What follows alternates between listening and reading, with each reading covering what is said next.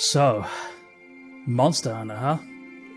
A beloved Capcom franchise known for its vast worlds, with deep, expansive lore, amazingly creative monster designs and ecology, gorgeous soundtrack and iconic weapon and armor designs. It's honestly no mystery as to why this series went from the niche cult classic it once was to the phenomenon it is today. The fandom's ever growing and it has some really talented people among it. Monster Hunter is arguably the biggest and best that it's ever been. Why, let's go and see what people are saying about the newest entry, Monster Hunter Wilds.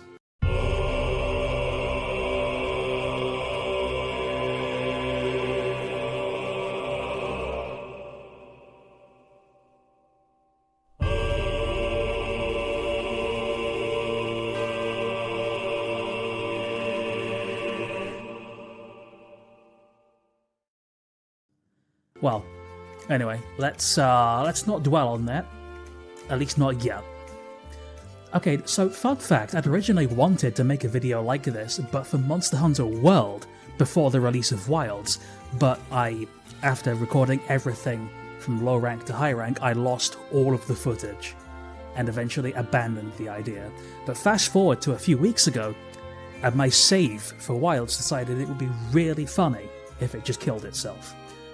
So the average person would roll their eyes, uninstall, and leave a bad review. But I'm not average, and many would argue I'm not a person. This, to someone like me, is an opportunity to give in to the autistic little demon voices inside my head. So in this video, I will be rebuilding my save, but better. I'm going to be doing everything I reasonably, humanly can. This means every armor set, every weapon, every crown, every craftable talisman,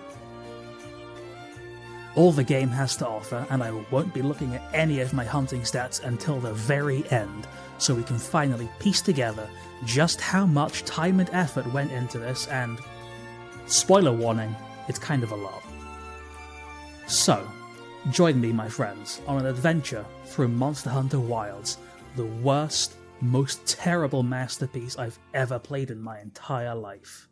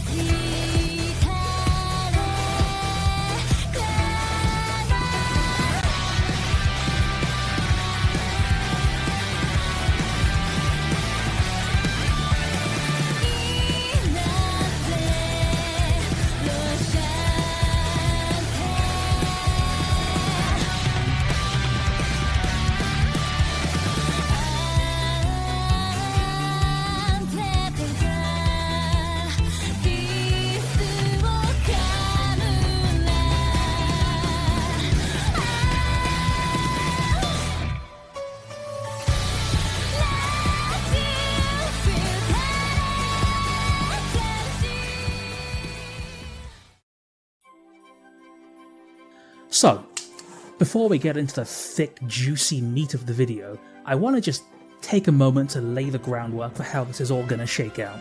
Here's a timestamp if you want to skip all of this, by the way. As I said, I'm completing everything I can get my hands on. Unfortunately, this does mean I'm going to have to wait for events and seasonal armor sets to roll back into circulation, but we'll come to that problem later, okay? Does all this grinding include getting every variation of the new RNG talismans? No. Crown hunting's enough RNG for me, thank you very much, but that's the only thing I'm going to outright refuse to do. Whatever RNG charms I get. I just don't have the time to grind them all out. Look man, I'm pushing 30, I've got to go to work. For low rank, I'm gonna be sort of breezing through it, introducing monsters, locales, characters, but all the grinding, farming, and whatever, all that stuff's gonna be skipped out of the video or just summarized. I'm also going to either be playing solo or joining randoms in SOS quests, just to keep things a little bit fresh throughout low rank. You could argue that using multiplayer takes away from the challenge, but my brother in Christ, this is low rank, there is no challenge. High rank, however, that is where the game really starts to get going. In high rank, I'll be playing with some friends here and there, and all my grinding or whatever, that will be included either in a montage or a clip dump format.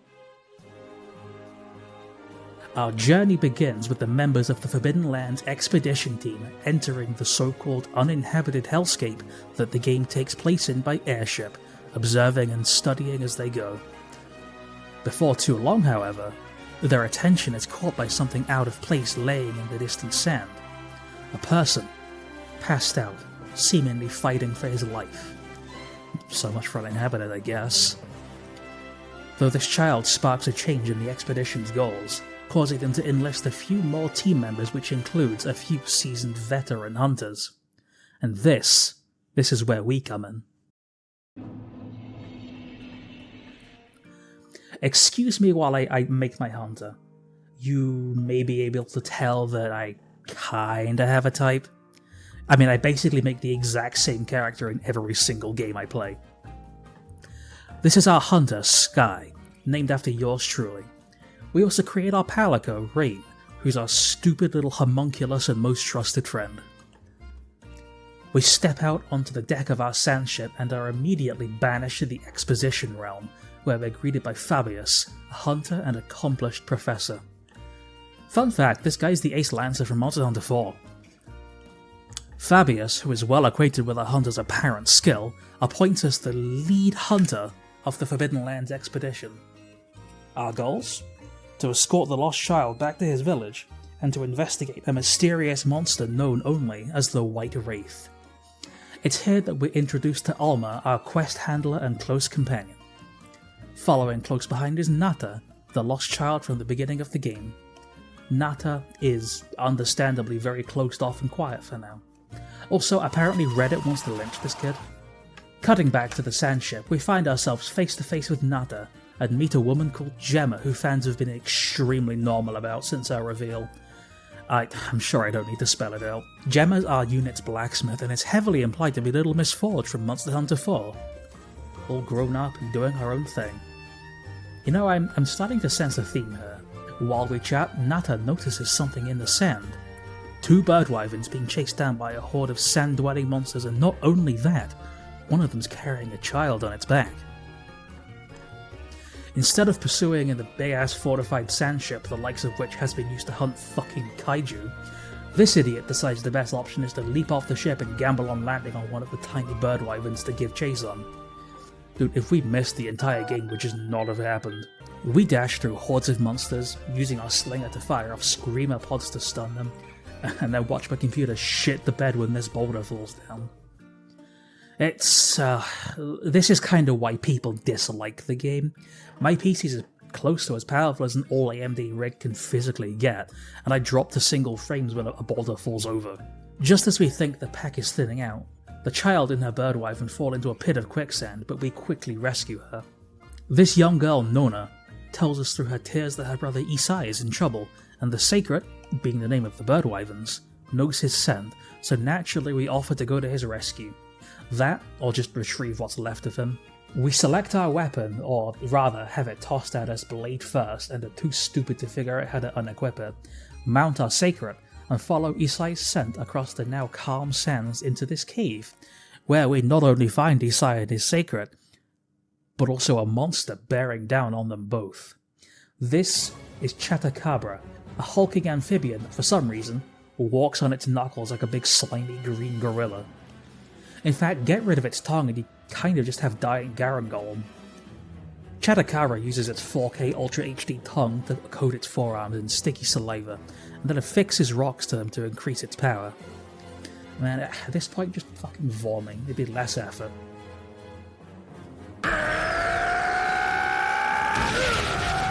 After our heroic rescue, Isai's reaction tells us that not only is this considered some huge impossible feat, but insinuates that hunters simply do not exist in this part of the world.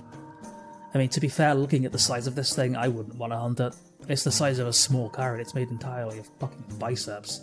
This thing could macerate you by tensing its ass cheeks. His intrigue is quickly cut short when we tell him we're holding his baby sister hostage, so we escort him back to our camp in the Windward Plains where the two are reunited. As we arrive, we're greeted by Olivia, Jesus fucking Christ, another hunter, who is also implied to be this hammer-wielding hunter from Monster Hunter Generations, and get a brief look at our first base camp. Speaking to Isai, he tells us the story of how he almost got killed saving Nona, and we in turn explain who we are, why we're here, and how exactly we can fight monsters on equal footing. After this little chat, we meet Jack, the plains merchant and my personal enabler and supplier of IEDs. We check back in with Gemma for some early crafting, and have a meeting with the gang. Here we're briefly introduced to Eric, who I fucking love. Look at this precious boy. Some irrelevant story bullshit goes on, and we head out into the plains to hunt down a few more Chedakabra for its armor set. While we're at it, we clear some optional quests, do some gathering, hunt down some Bulakchi and Talioth for their armor, and kill another Chedakabra that wasn't my quest target, which technically is the highest crime I could have possibly committed in this universe. Moving on with the story, Isai shows us where to find honey. Dude, I already know, shut up. And we're guided to his village, Kunafa. Here we meet Zato, who promptly tells us to fuck back off where we came from. On the way back, we kill some Bulakchi for the crime of existing, and catch a glimpse of a new monster, Dushagama, but we don't hunt it just yet. Alma does, however, remark at how close it is to Kunafa, and Rainn decides to tell me that they pissed themselves for some reason. Okay. We return to camp where Alma dissociates for a hot minute before we deliver our gathered honey to the provision stockpile, and suddenly catch sight of an SOS flare in the distance. Heading to its source, we find that our squad's support team, who are barehand carrying a big cartoon lump of meat for some reason, are being harassed by this big fucking chicken, Chemetries. Chemetries is, unfortunately, a brute wyvern, my least favourite class of monster, followed closely by Piscean wyvern, which Capcom just fucking forgot about in this entire generation. The Chemetries' distinct blue and red coloration, brute wyvern classification, and wide, sweeping tail attacks that spread fire sort of invoke something. Something much more impressive, something done dirty as fuck by Iceborne. Rainn tries to 1v1 it and immediately gets pulverized, so we leap into action, chasing on foot, but give up after precisely 7 paces.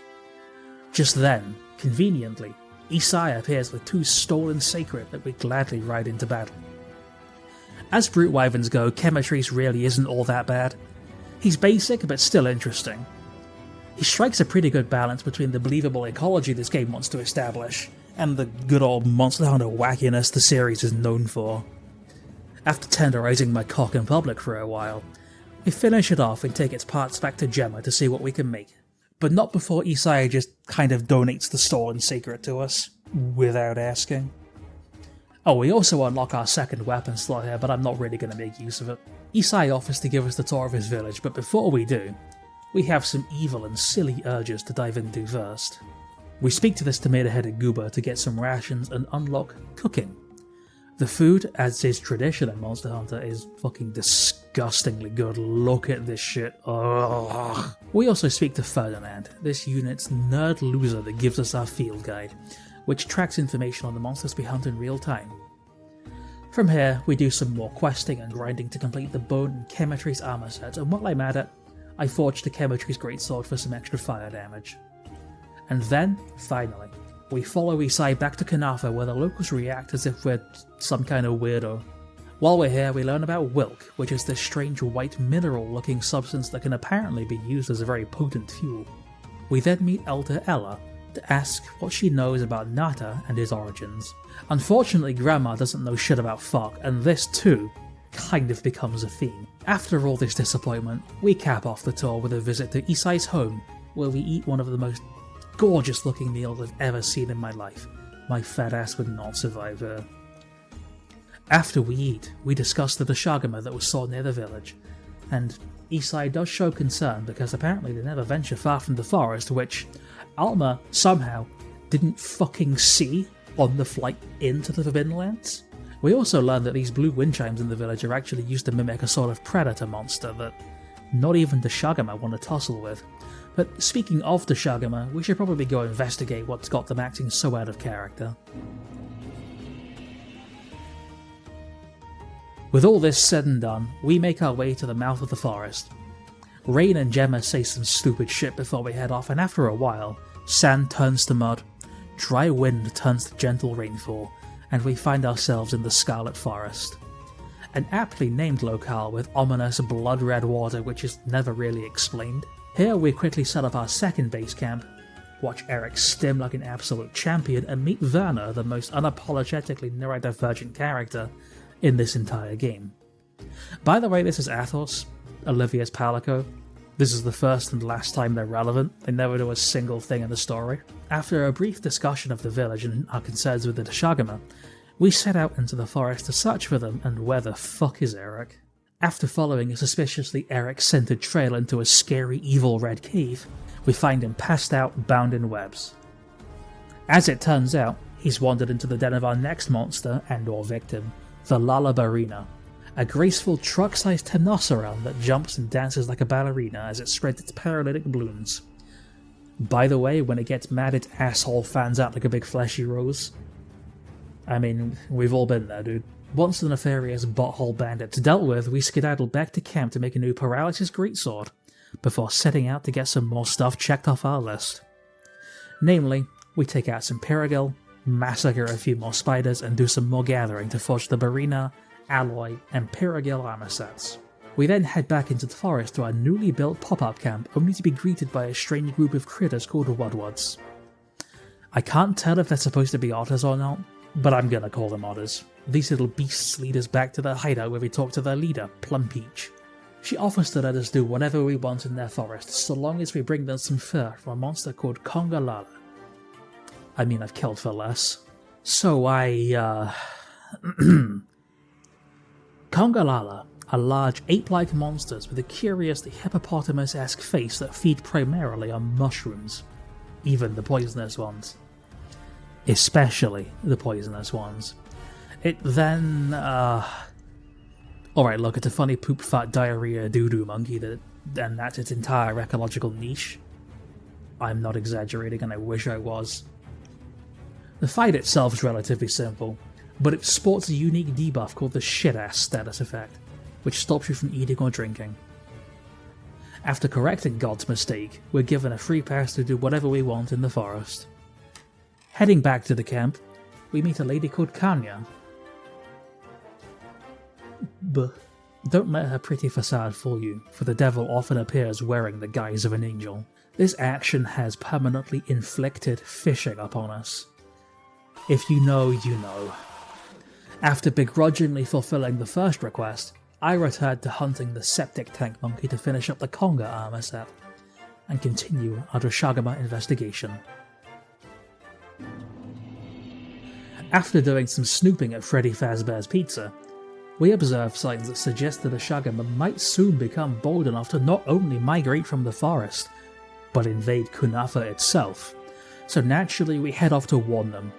Unfortunately, Zato, the man we want to talk to, is out in the plains fighting for his life, being harassed by Balahara, so we take it upon ourselves to go and lay the fucking smackdown on them. Balahara are an interesting take on the Leviathan class, and are part of the strangely saturated genre of monsters that swims or burrows through sand. They use their unique drill-like tails to tunnel and thrust at the player. Oh, and its main form of attack is just fucking puke? What the fuck? Side note, I think this is my least favourite hunt in the entire game. It's not a slog like early high-rank Gravios or anything, or tough like 9-5 Tempered Gormagala, it's just... Look, it makes me think too much of Cephadrum. I'm a little prejudiced, okay? Begrudgingly, I add it to my hit list for the armor set. But with that dealt with, we can finally go and warn the villagers of the oncoming Tashagama, and of course, they immediately show up as soon as I return.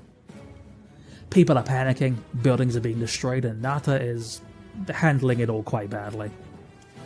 Our solution to all of this is to release all of the villagers' livestock and lure the monsters away, and eventually, through diversion, distraction, and concussion, We separate the alpha from the rest of the pack, which then Godzilla vs King Kong's the living fuck out of a Valahara before turning its attention to us. You know, for a game so focused on ecology, nature and packs of monsters, it's kind of annoying that this is the only monster in the entire game to have a sort of leader of the pack sort of mechanic.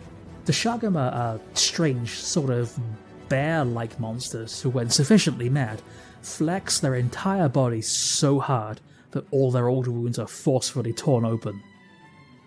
Hey, wait a minute. As if the land itself breathed a sigh of relief, the Shagama's death ushered in a change in the weather, as storm turned to sun, wind turned to calm, and sandtide turned to plenty.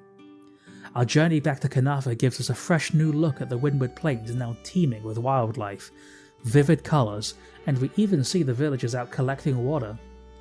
Rainn also says the most Rainn-ass voice line imaginable. Back at the village, everyone's surprisingly positive about the ordeal, simply grateful that no one died and the plenty had come. Our reward? Zato donates some more sacred to our cause, and we agree to give them to our fellow hunters and handlers.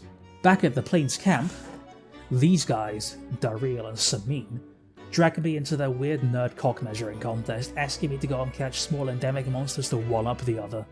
I, unable to resist feeding drama, decide to play both sides against each other before hunting down Moto Shagama and Valahara for their armor sets.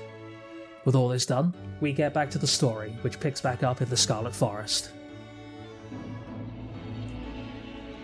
Back in the forest camp, Olivia and Eric are nowhere to be seen, only for Verna to tell us that they've gone out into the forest to search for a dam for whatever reason.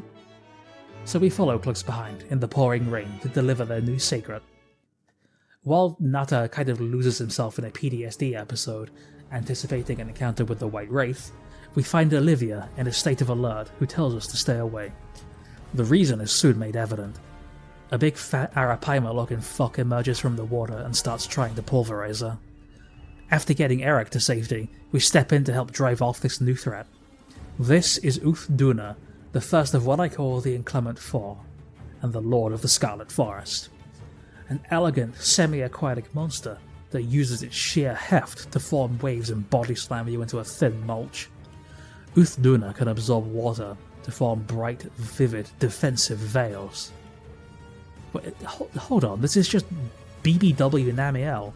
They gave Namiel to an inflation artist. Interestingly, as we wear it down, it simply decides to leave, escaping with its life.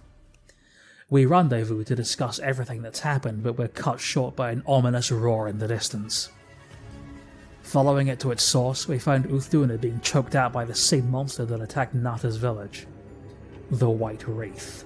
Olivia leaps into action, but decides, fighting is gay actually, and simply leaves without so much as looking at us. At the very least, we get to go and carve the fresh Duna carcass. Suspiciously, there are no new injuries, leaving the cause of its death a mystery. Anyway, we can only craft a couple pieces of the armor set, so that's what we do. Most of it remains locked until later. So now, we head back into the forest to find that the plenty has rolled in here too, creating one of the most genuinely gorgeous visual spectacles of the entire game. The blood-red water now running clear and downright delicious looking. I could get on my hands and knees and just start sipping. While we take in the sights, we run into the Wudwuds with Zato showing up soon after. After some trading between the two, we hear of another settlement called Azuz, which he just so happens to be on good terms with the leaders of, and on the way to trade goods with. Zato has a really funny idea, and decides to prank the fuck out of Nata by giving him false hope that the people there might know something about his home. Azuz, despite the uninspiring colour palette, layers of grime and smog, is an ancient mining and smithing settlement rich in culture, history, and creatures that spit directly in the face of God. Zato greets Dogard of the Stone Tribe, who has the sickest fucking fade, and Ida of the Bone Tribe who... Jesus... Oh lord. As he introduces us, it's immediately clear that there are very casual and friendly people who immediately welcome us with open arms, as though we were old friends reunited. While Gemma now stems like a total champion, Zato tells us of the Fire Spring Festival, an annual celebration for the people of Azuz. While preparations are taking place, Dogard tells us we're free to set up camp, and so we do.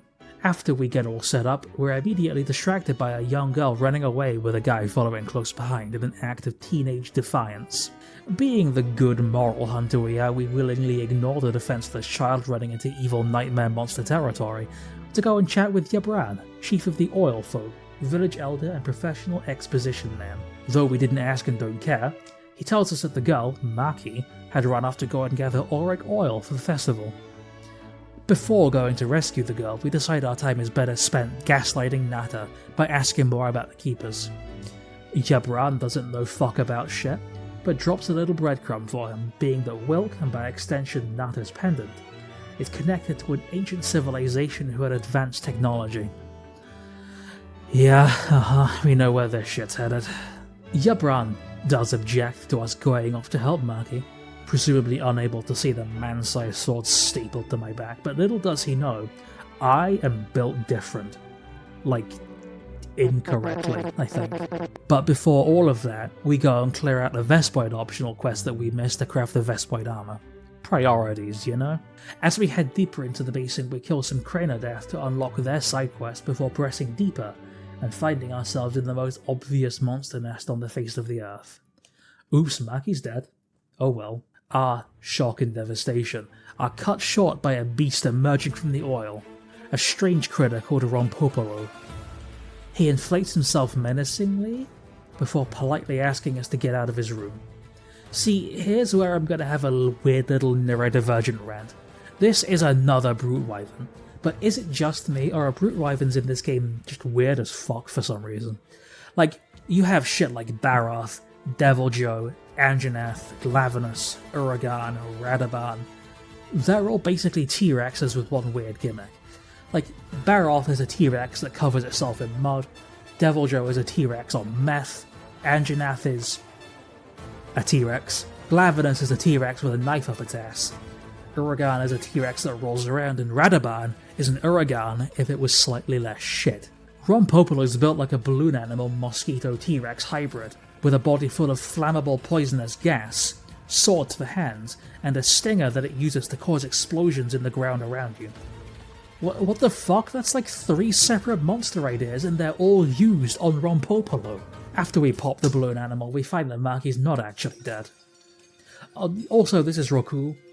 His entire character is that he fucked up his ankle and cries every time he opens his mouth. We escort them both and their haul of auric oil back to Azuz, but not before sighting a pack of loud, angry apes.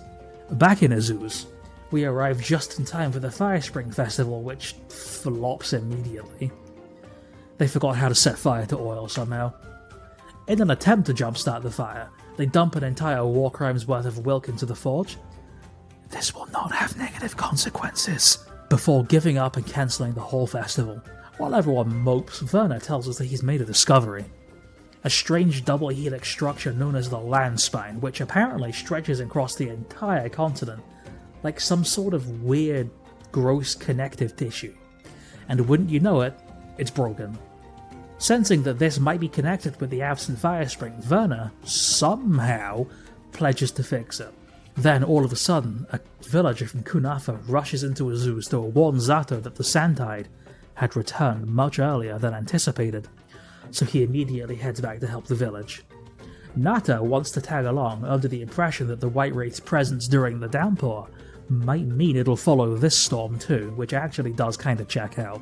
So, after doing some side quests, gathering and hunting more Rompopolo to make the Cranodath, Ingot, and Rompopolo armor sets, we scurry back to the Windward Plains too. There, at the foot of the Wind's Gasp, we do indeed encounter the White Wraith alongside another monster, a wild beast bristling with lightning. While the two monsters duel, Nata has a minor mental breakdown, deciding to try and go and barehand fight the Wraith, which, I don't know, it'd be kind of funny.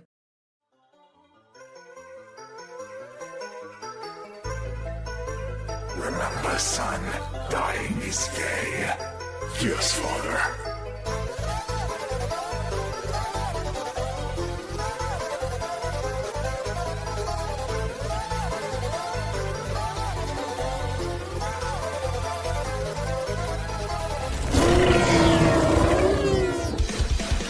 Psych, It's a live idiot, and it has some shit to work through. This is the second of the Inclement Four, the Lord of the Windward Plains. Rainn is the answer to a question nobody asked. What if, hear me out, what if we made another bipedal flying monster, but then, we also made it Zinogre. Rainn's horns are entirely prehensile and can be used to fire a fucking railgun shot of lightning, which will stop fighting you to do the random birds and worms for the love of the game. But oh god, this fight is good. Like really fucking good, and that music?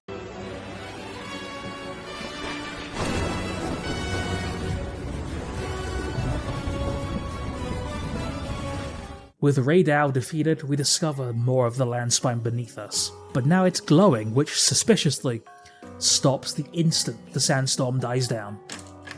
After hunting down some more Rainn, we make what little of its armor we can before moving back to Azuz, where we learn that the village elder Yabran has found a tunnel that definitely, genuinely, really for real, leads back to Nata's village for real and not a prank. Unfortunately, the way back that Nata himself recognizes is somehow totally frozen over, like decades of ice buildup, an entire ice age in that one spot just to spite this poor fucking kid. Paradoxically, a stone's throw from the seething, sweltering oil well basin is the frozen hellscape that is the Ice Shard Cliffs, a grey, deadly locale with 3 extremely similar weather events. Unable to head straight back to Nata's village, we head through this cave which has a familiar, ominous shadow hanging from the ceiling. This is Nursilla, a Temnoceron from Monster Hunter Jesus fucking Christ. In its chalicery, it holds a very verbose Wudwud named Rove who definitely browses Reddit with incognito mode. Sensing an opportunity to help out a fellow enlightened Reddit centrist and potential Richard and Mortimer fan, we jump into action to fight the Nursilla, the second and final spider monster and an old school favourite. Sporting both poison and sleeping toxins, this thing has gotta be running a 4A set that its armor doesn't fucking give you for some silly reason. Fun fact, that flappy stuff draped over its body, that's not part of it. This thing is the primary and possibly only predator of a stupid asshole called Gypsaros, which it's wearing the skin of. Nursilla's whole ecological niche is bird racism, and I'm kinda here for it. With Rove rescued and free to browse r/atheism another day, we head higher up to a wide open area where we realise that this whole zone is actually the frozen over remnant of a once sprawling ancient city. Close enough, welcome back Northern Limit Demon Souls. While we take in the sight, Nata's eye is caught by a strange organic shape hanging from the ceiling of a nearby cave. He squints to get a better look and centipede jumpscare. For some reason, our first instinct isn't to kill them to death. We instead make a break for another cave that they cannot get into. These monsters are called Hirabani, and unless you have dung pods, they're a solid contender for most miserable hunt in the entire game. Remember in World where if 2 or more monsters were in the same zone, they'd just scream at each other until you killed yourself? It's kinda like that, but it's annoying shit-ass bugs instead of Anjanath and Deviljard beating with each other. Hirabami are, however, yet another interesting take on Leviathans. Instead of the usual slithering crocodilian gait, these guys use their sail-like skin to catch wind and fly around. It would be one of the cooler hunts in the game if they weren't closer to a natural death than most friggin' politicians. After we set up camp and realise that Nata got sick, we change our minds and decide that we're actually gonna hunt the Hirabami. Alright, you know, while we're at it, why not hunt down some Kamachi and farm up the Hirabami and their Silasats? Growing tired of Diet Iceborne, we skedaddle back to Azuz to tell Werner that the Landspine seems to have some sort of connection to the weather. It also just so happens that he's managed to fix it, allowing the fire spring to flare the light with intense ferocity. Hey, remember that felony's worth of wilk they dumped into the forge? Turns out, throwing a match into a reservoir of gasoline causes explosions, and in the midst of the chaos, great apes begin to evade, fanged beasts known as a Jarakan, and 2 of them at that. While Gemma rallies the people of Azuz to control the fire and mocks her child for crying, just like the Monster Hunter subreddit saying Nata upset that he watched a White Wraith massacre his loved ones, Olivia and I head off to hit the Sonic Adventure monkey destruction button. It's kinda weird, you know? Wilds has this big focus on realism and immersion. A lot of the creatures are fantastical, but they're believable to an extent. Huge frog? Sure. Ripped bear? That's just real bears IRL. Asshole spiders? Yeah. But what if you wanted to fight an exploding gorilla that will elbow drop you and also perform a sonic spin dash combo into a moon jump followed by an exploding body slam? For some fucking reason, that's what this is. Of course, we reminded why Darwinism chose us, and grind up at Dharmaset. After Frieza maxing the monkeys away, we reconvene, and Gemma drops the most he's right behind me, isn't he line imaginable, mere moments before more Ajarakan show up. However, a greater threat looms behind them. Ominous tendrils emerge, grabbing and picking off the Ajarakan one by one, before dragging the final one into the depths. Got to cut out, help!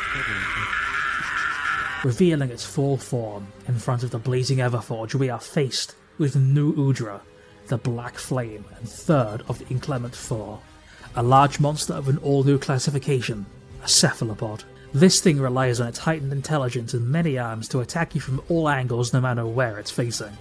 Oh, can I cut all of these tentacles off? Oh boy, no. Give me your fingers, sir, I promise I'll give them back. This fight, just like Raydal, is another certified banger, and once again this music...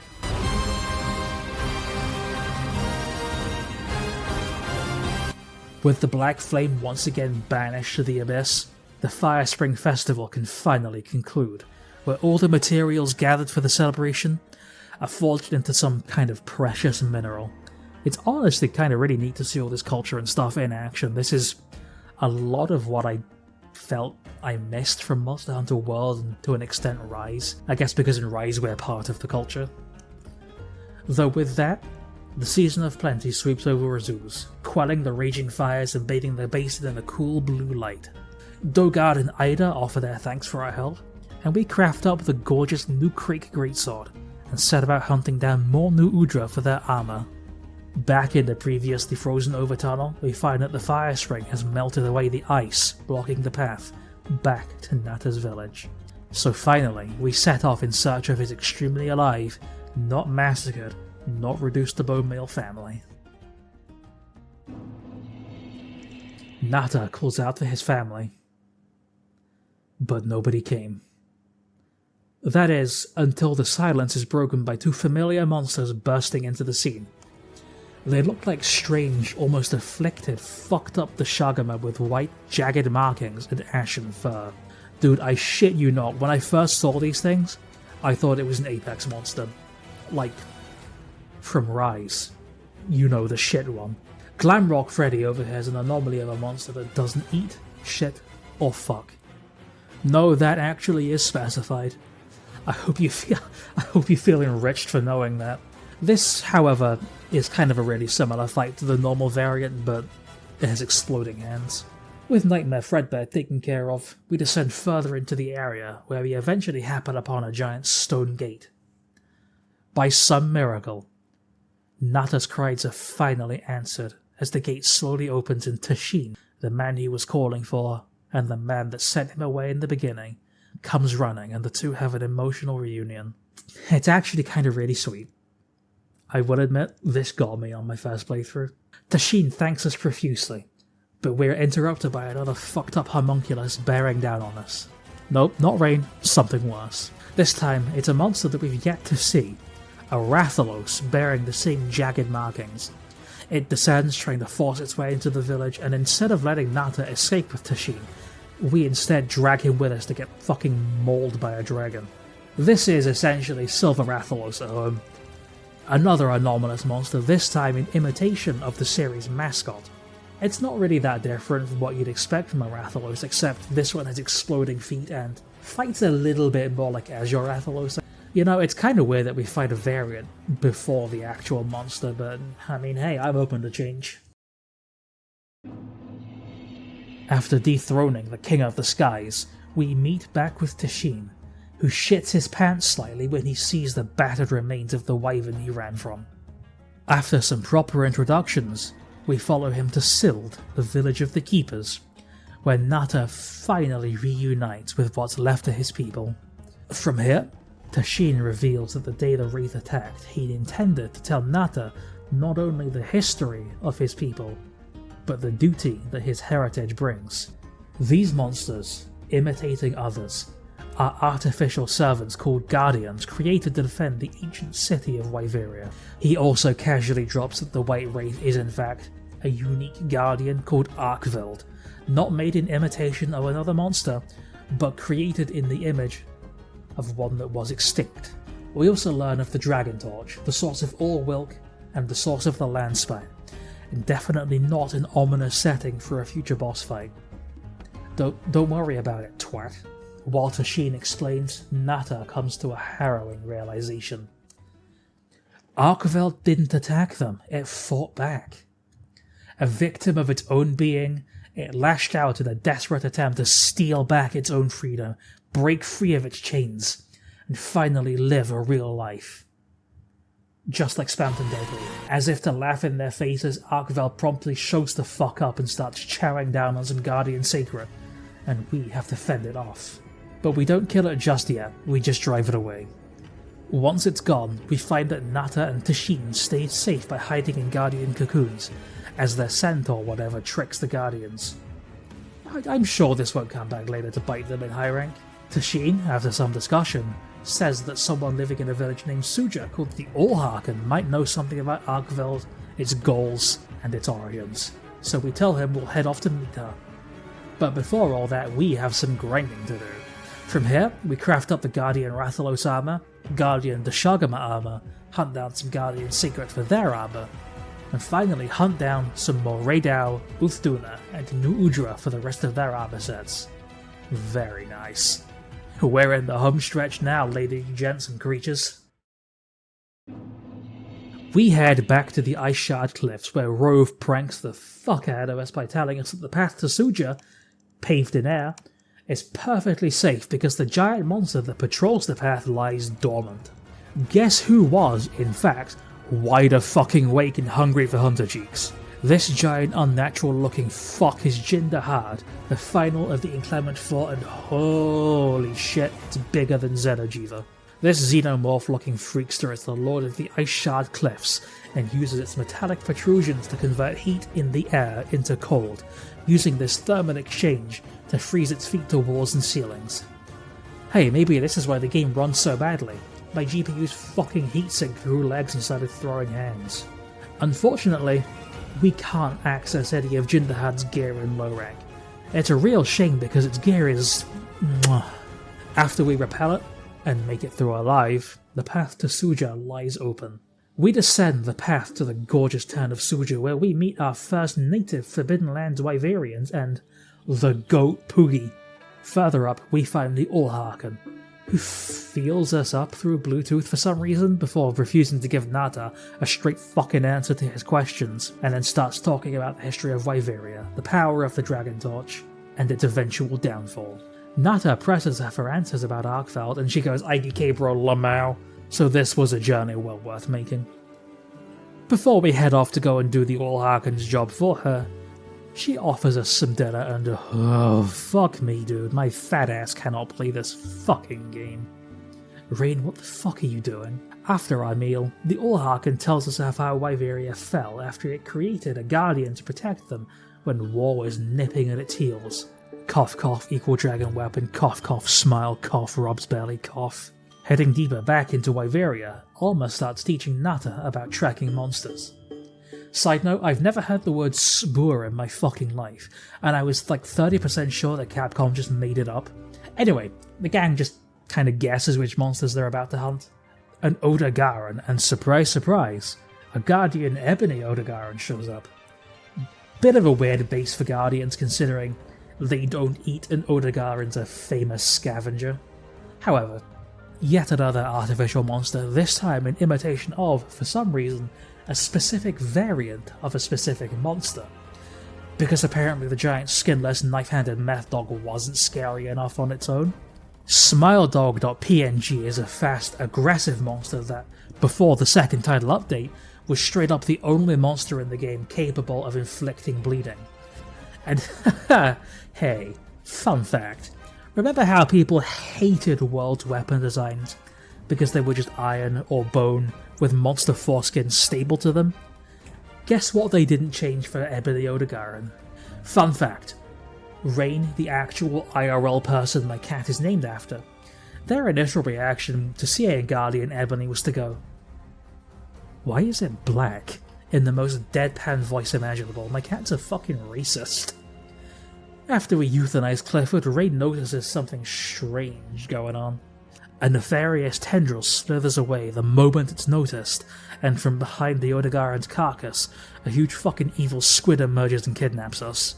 Rainn, surprisingly, scores a 0.1% chance dub and saves us as we look on in horror as the Odegaran is consumed by Shuru, the Guardian Hunter, the game's second and final cephalopod monster, with a strange mushroom-like body and growths mimicking the lower half of a human skull.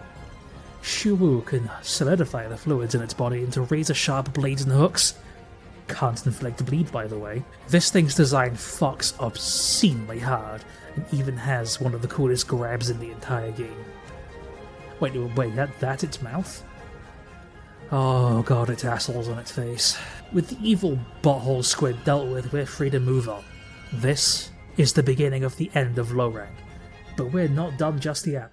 With some more hunts, we take down more Odegaran and Shuru to craft their armor sets. Finally, we head off to the depths of Wyveria, in pursuit of Arkveld. Our minds are taken by memories of our journey thus far, looking back with a sort of bittersweet fondness. Beyond the carnage, the corpses and blood, we finally find her. The White Wraith, the antagonist of this game's story, finally stands before us, and we, seeing that it's lost itself to its bloodlust, make the agonizing decision to lay it to rest. The fight, incredible. The music, I'm touching myself. The lore? Alright, you got me, it's kinda goofy as hell. Nata has this sudden change of heart after learning Arkveld's backstory, and the entire cutscene leading up to the fight is basically Nata going, no, he's just a silly guy, he doesn't know he's doing anything wrong, don't hurt him. And Arkveld's over here just fucking doing genocide on the tail. Unceremoniously, with no fanfare or celebration, we lay Arkveld to rest. But, with the path now clear, we push ever deeper to the Dragon Torch itself, the final piece of the puzzle, the source of the Forbidden Land's oddities. We enter through a small cavern to find a wide open area full of Wilk crystals and a giant cocoon. Within, the Ultimate Guardian lies dormant, but rather than disturb it, we take our leave to discuss what we should do about it. Tashin reveals the Guardian's name, Xochia. Xochia was created as a final line of defense to end a war that Wyveria feared, but in its dormancy, it began feeding from the Dragon Torch directly. Tashin suggests that destroying the Dragon Torch will in turn kill Xochia, but this isn't an easy choice to make. Doing so would uproot the entire Forbidden Land and destroy life as everyone once knew it. The pendant Nata carries is made of a highly concentrated Wilk-adjacent material that could stop the Dragon Torch entirely. The meeting descends into an argument about right versus wrong, cause versus effect, do or don't, live or die, until Nata finally speaks up to say that as a keeper, shutting off the Dragon Torch and saving everyone is his decision to make. After our final low-rank grinding and gathering session, we create the Guardian Arkveld armor set and the Guardian Veldian Gladius greatsword before finally setting off to see to the Dragon Torch's end. Our journey to the Dragon Torch is filled with reminiscence of our journey thus far, with Nata realizing just how much he's grown as a person, and just how different the world was than he thought. It's really bittersweet knowing that in just a few moments, everything that we fought for is going to change. But as we approach the Dragon Torch, Nata hesitates, faltering, unable to move forward. But as he stops, we step forward undeterred. If Nata cannot bring himself to stop the Dragon Torch,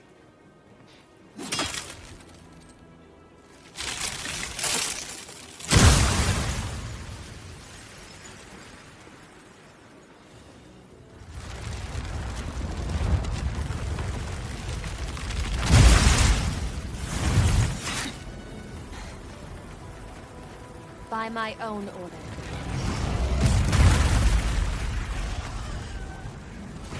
I will slay Zoshia.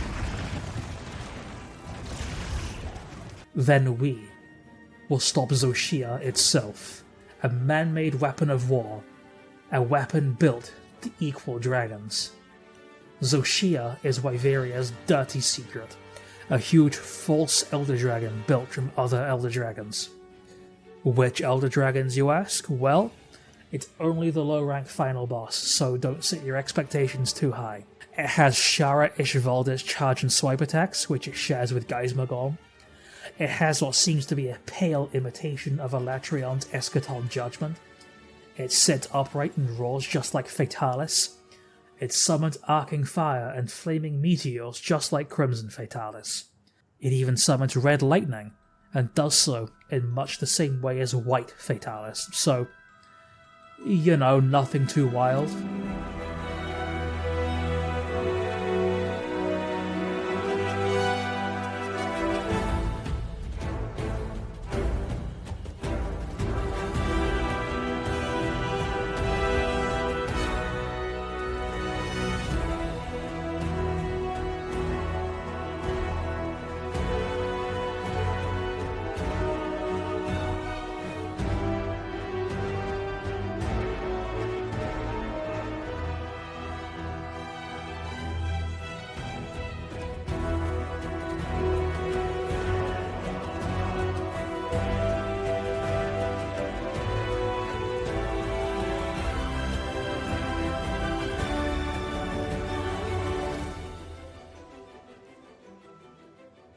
And with that, Zoshia, the equal dragon weapon, is laid to rest. It may have perished, but the Dragon Torch and the land it sustains will live on. The wind itself seems to carry the weight of our actions, the message of our victory, ushering in a sudden change of energy. We return to Suja triumphant, where Nata reunites with Tashin, who notices that the pendant wasn't used up, meaning one thing. Their bum-ass superweapon couldn't stop one autistic criminal. Just as Arkveld shed the oppressive chains of its own being, Nata says that it's high time the Keepers break their own chains, and live not for tradition and duty, but simply just to live, to sing their own radiant cry of life.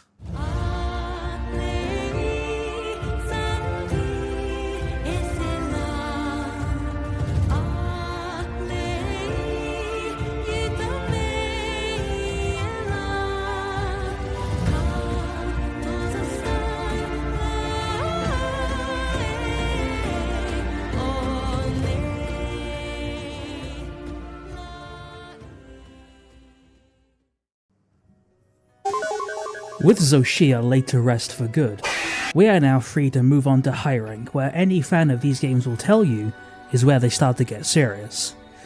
This means new monsters with more armor to farm, and we'll also finally be moving on to farming weapons, crowns and talismans during this segment.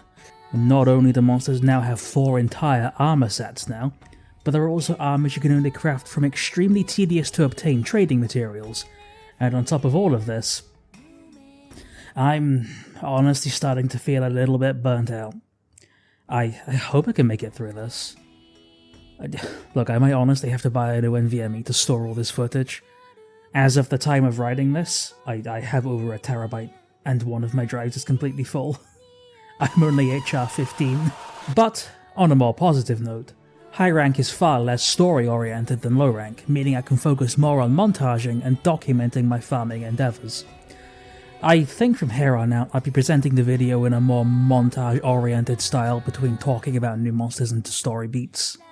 However, let's continue. With the passing of Xochitl, the power of the Dragon Torch can now flow throughout the land in its purest form, untainted by the ravenous thirst of the fallen angel. We head out to survey the Scarlet Forest, which is in the season of plenty with the woodwards openly wandering, foraging and celebrating. Before long, we find Sassafras, who tells us of a certain new red, fire-spewing intruder. Alma pieces together that this would be none other than Yan Kut-Ku, a first-generation monster. For the fivers watching, picture Kulu Yaku if it had a kid with Rathalos. Heading deeper into the forest, we do indeed find Yan Kut-Ku, or, well, a whole flock of them. This is actually kind of strange considering that they don't usually flock together. Sassafras throws white phosphorus into its eyes and starts screaming, so we decide that we need to subdue the chicken. Kut-Ku is an extremely simple fight, and in prior games had always been the sort of teacher for new hunters being their first major threat. However, this time around, it's the first hunt in high rank, inadvertently scaling it above the fucking equal dragon weapon. This is also our formal introduction to capturing monsters, which involves pulverizing a monster until it can only run away in desperation before abducting it. We eventually capture the Kut-Ku and consider converting it into tenders, but we instead dismantle it and release it back into the wild. We report to Fabius, who comments on the explosion of new wildlife, or perhaps a return to form. With the first step taken into high rank, we can make some progress and hunt down some new targets. We start off high rank by clearing out some optional quests, picking up requests from our guild members and the locals, and hunting down the high rank variant of every low rank monster that we can currently access. I won't be recovering the hunts we've already seen in low rank because there's not really much of a point. However, we can now start hunting down the high rank newcomers, and first on our hit list is the Rathian, the Queen of the Land. A first generation fire-breathing two-legged flying wyvern, but she does kinda get a pass for being like the second monster ever. This old classic, no matter how much they polish it over the years, sort of stays a little bit dated, but I don't think I'd want them to retool her completely. That's sort of what Dread Queen was for. Rathian's main and most obnoxious form of attack is to just walk at you aggressively, but she can also shoot fireballs and perform backflips using its barbed tail to afflict you with poison. With the Queen of England dethroned, we're free to move on to our next target. Another first-generation monster, the bird wyvern Gypsaros. A bird wyvern with stretchy, rubbery skin that vomits poison and uses the strange organ on top of its head to cause blinding flashes. If you've played World, imagine if Zitzi Yaku was fat and stupid. Just like Zitzi, you can destroy the organ Gypsaros uses to flash you. I kind of kill it too fast to showcase it in this first hunt, but Gypsaros will actually play dead mid-hunt in hopes that you go away, and it surprise attacks you if you don't. You can carve it during this, and you can, in fact, remove its whole ass head and it will just get back up. Fun fact, this is the stupid asshole that Nursilla hunts exclusively. Next up on our list is... it's Gravios, another first-generation monster. If you've played Rise, this is Bizarrios' adult form, a flying wyvern coated in rock that's incredibly fun to fight at the start of high rank, because all of your attacks will be deflected without the Mind's Eye skill or White Sharpness. Gravios as a hunt, aside from the incredibly fun bouncing mechanic, is kind of inoffensive and, dare I say, sort of cool. It will use its heft to flatten you, vents fire, poison and sleep from the holes in its carapace, and shoots a beam of molten slag from its mouth. While I wish Monhun would cool it with the bipedal winged fire-breathing monsters, I at least appreciate when they're a little bit zany with it. Our next target is a solid contender for the most just a normal animal-ass monster in the series. Say hello to Blangonga, who is basically just a normal mandrill. Aside from having minor frost breath, there's really not much of note about this as a hunt. He fights you as you'd expect a huge buff ape to fight. Leaping and punching form the bulk of its moveset. He does burrow, but it's sort of weirdly rare, at least in my experience.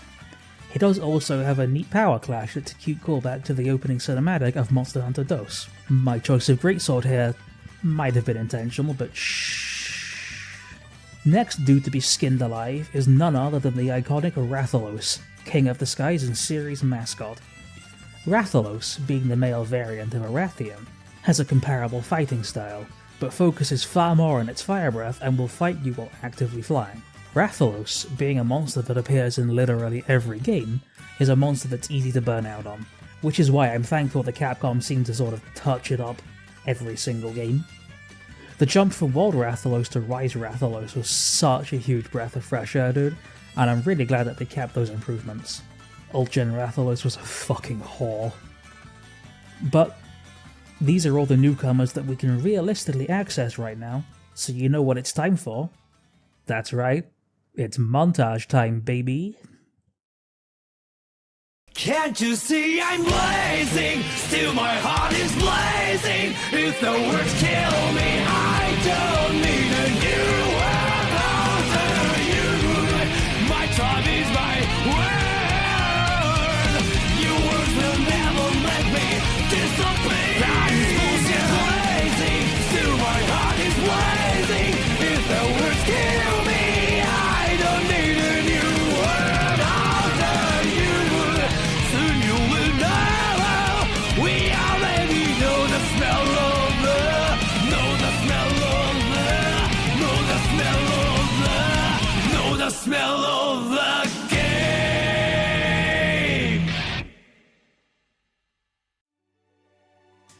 A few actual real-world weeks and nearly 2 terabytes of footage later, we can move on to our next objective, which is to go and check out the Wounded Hollow. This is this game's arena stand-in, nestled in a valley beneath the skeleton of Dalamador. You know, that's kind of been happening a lot in recent years, I feel. Hiding in the hollow is a Nursilla, but this one, something's up with it. It turns out it's infected with a virus known as the Frenzy, and we have to kill it to prevent it from spreading. Look, we get it. Monster Hunter 4 was cool. Frenzied monsters in this game are mostly just here as a reference, I think. They're basically just normal monsters with more aggressive AI and much, much less health. As easy as this was, the presence of one frenzied monster implies the presence of many, many more, and worryingly, maybe the source of the virus itself.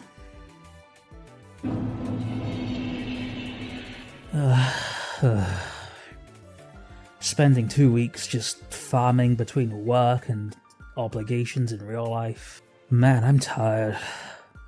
It's at this point that I began to prioritize just getting to the end of high rank, and using the stronger gear I get there to expedite the eventual farming. But after doing as much as I did, and looking ahead at just how much I have left, it was starting to weigh on me a little. It was crushing. But I do my best to push this to the back of my mind and move onward. We make our way to the ruins of Wyveria, where Olivia tells us that some strange developments have been happening within the Wyvern's Rest. A Lullabarina has appeared, which isn't native to the area, so naturally we go and check it out. We follow the tracks to the Guardian's hiding place to find that there is indeed a Lullabarina, its fur shining and its chitin grizzled and scarred. This is our introduction to tempered monsters, battle-hardened veterans that serve to give every monster a harder variant, and a returning mechanic from Monster Hunter World. As the Lullabarina thrashes and squirms, it disturbs a dormant Guardian, which breaks free from its cocoon, revealing— oh, for fuck's sake, it's Anjanath. Alright, okay.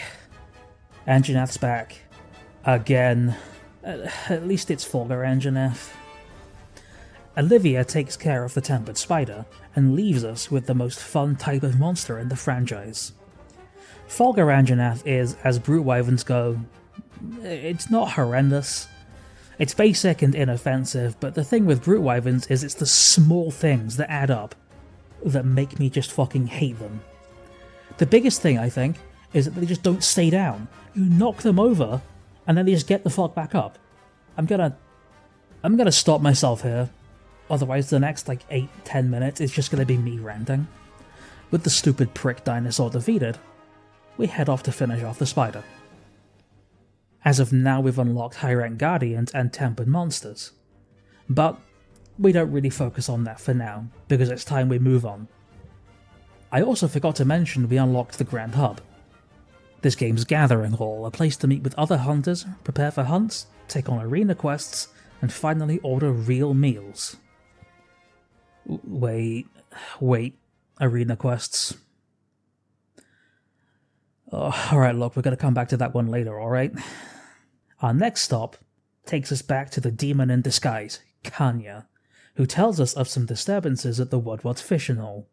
So we tag along to sniff around and find the source of the problem. We head into the forest to find masked angler the Woodward visibly shaken as a Dashagama steals the fish he was going to reel in. However, this isn't the threat at hand.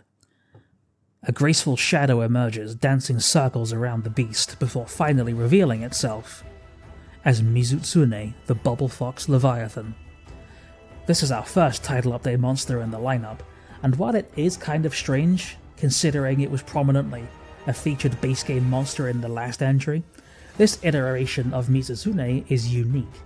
As it fights, as it takes damage, its anger grows to a boiling point until it just fucking gets a Zenkai boost and evolves into Soulseer Mizutsune right in front of us. That's right, this thing does a better job at being Soulseer than Apex Mitsu could ever hope to. In this state, its bubbles are ablaze and the water it shoots is so scalding hot that it can inflict Fireblade. You ever get so sopping wet that you burst into flames? Yeah, me neither, this is genuinely fucking insane. But, with the looped up fox well and truly buggered, we clear up outstanding side quests and requests, as well as clear a couple of events for some new gestures and gear.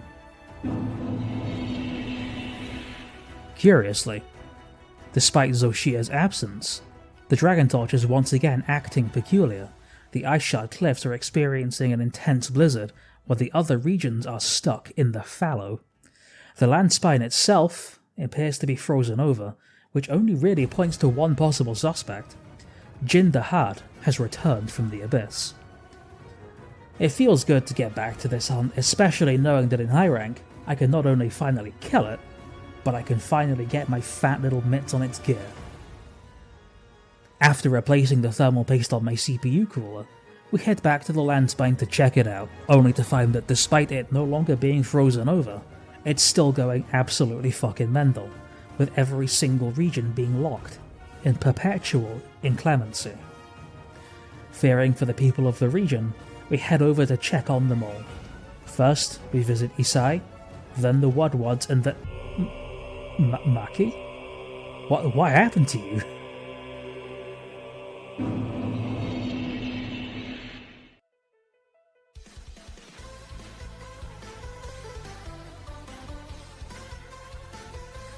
During our conquest of the Inclement Four, Fabius managed to finish his investigation into the frenzy, which in that time has infected Rove. But not only that, the frenzy virus has somehow infected the Dragon Torch itself. The damn thing's alive, and now the entire continent has a terminal phase of belt sand due to death disease. It's fully possible that Zoshio, feeding off of the Dragon Torch, has been keeping its energy in check, and us killing it kind of ruined everything. Oh well, in for a penny. You might notice that Fabius is logged the fuck in, donning his iconic Monster Hunter 4 outfit, meaning that the two of us are gonna team up to hunt down the source of the frenzy virus, the Black Eclipse Gorma Gala. Hey, so mind if we squeeze in one last fucking Monster Hunter 4 reference? This big purple edgelord is Gorma Gala, the flagship monster of Monster Hunter 4, an incredibly dangerous monster that matures into an Elder Dragon. Yeah, we're supposed to believe that this thing's a fucking toddler? Gorma Gala are entirely blind since their underdeveloped eyes are covered by their dark carapace. But this doesn't stop it from laser focusing my fat ass and pulverizing me into my base components. As cool as this monster is, and as much as I love it, I will never forgive Capcom for making us fight him in the hallway dimension. I'm trying to wrestle a grizzly bear in a utility closet. Midway through the hunt, we're interrupted by a frenzied Blangonga, which, I don't know, compared to Gorma Gala, that's just... it's the coughing baby hydrogen bomb. One is far more dangerous than the other. Blangonga literally goes down in like 10 seconds. But with the Black Eclipse banished, the Guild Eggheads are able to synthesize a vaccine for the virus, curing Rove and, in time, the Dragon Torch too, causing the weather to return to normal.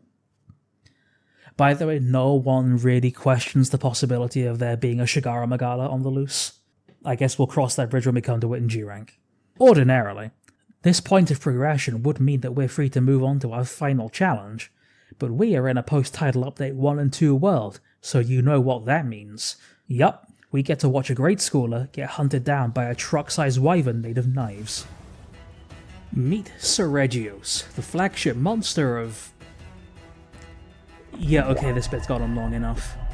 Seregios is a unique flying wyvern that, until Wilds, shared its body type with no other monster, walking on all fours like a tigrex, but a deft and agile flyer like the Wrath family. Seregios, much like our other favourite pinecone Basiljuice, has unique scales that detach from its body. Where Basiljuice uses its scales like bombs, Seregios launches them like shuriken, inflicting bleed damage. Seregios is, funnily enough, kind of a tragic case. Aside from Valkana and Arkveld, those two being so new, Seregios is the only flagship monster in the entire series to have never received a full-fledged variant or subspecies. Shit man, even Malzeno got one. And that was in the same expansion the fucker dropped in. You know, fucking justice for my boy Steve, alright?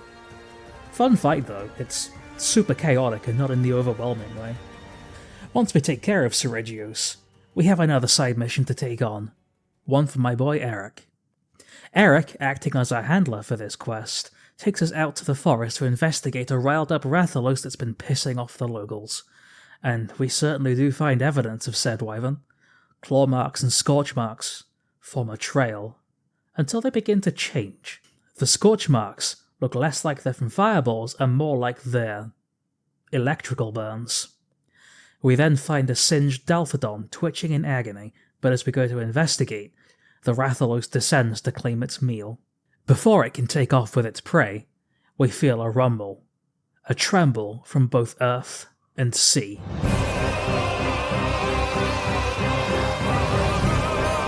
So, for those who don't know, this guy returning was kind of iconic for us Monster Hunter fans.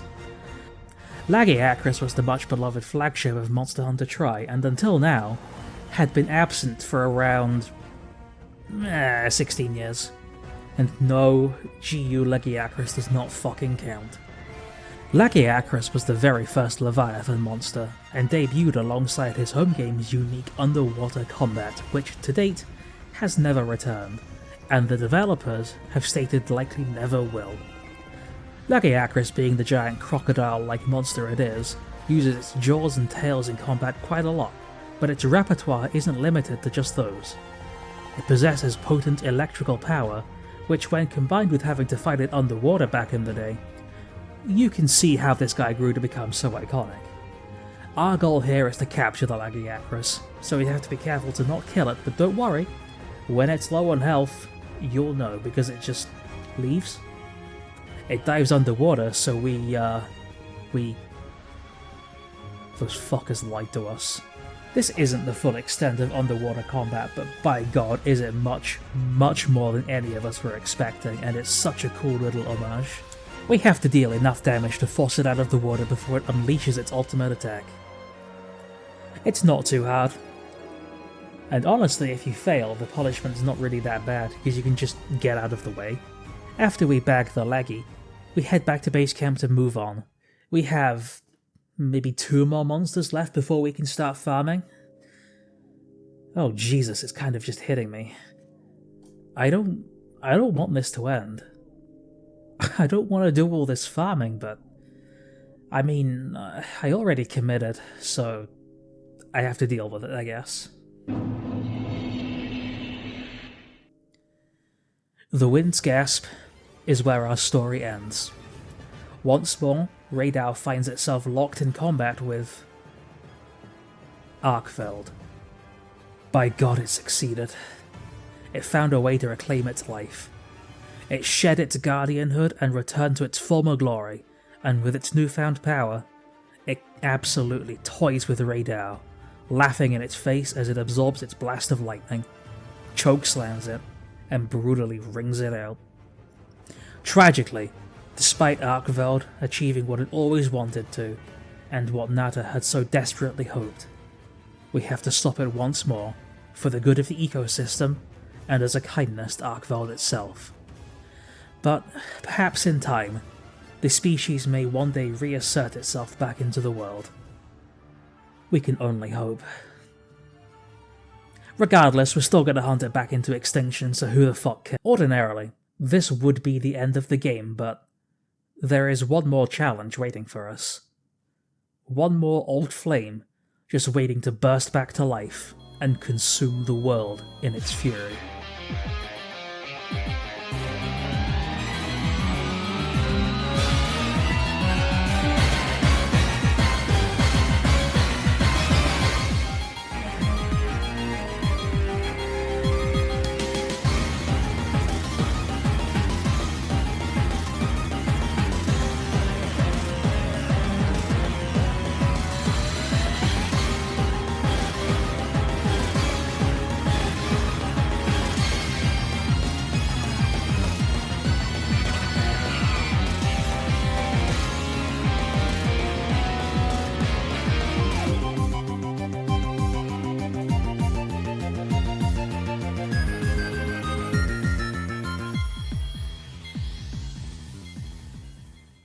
And so, with Xochitl once again defeated, we're done with the story.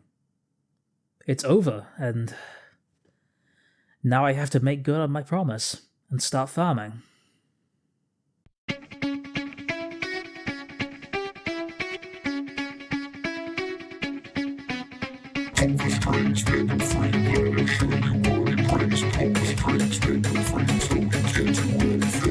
Never mind. Title update 3.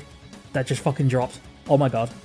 I guess say hello to Omega Planetus. This is the crossover monster that we got from Final Fantasy XIV, like literally 6 hours ago. Now, I know nothing of Final Fantasy lore, nor what the fuck this is supposed to be, but from what I've gleaned, this thing wanders from world to world, searching for worlds and creatures to subjugate. And apparently this does include dragons and straight up entire fucking gods, which begs the question, why is it beefing with me? Why does it want me? While we're asking questions, what the fuck? How the fuck? This thing is genuinely handing me my ass on a silver platter. I've been at this for hours. I've only gotten to the nuke once. But I'm doing my best. This feels impossible. I don't think I can do this.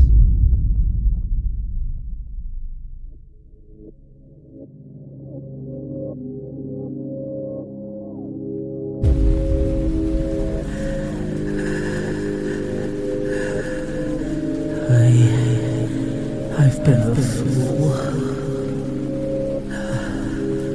I tried to take the weight of the world on my shoulders, and yet in the end, I lack the strength to carry it myself.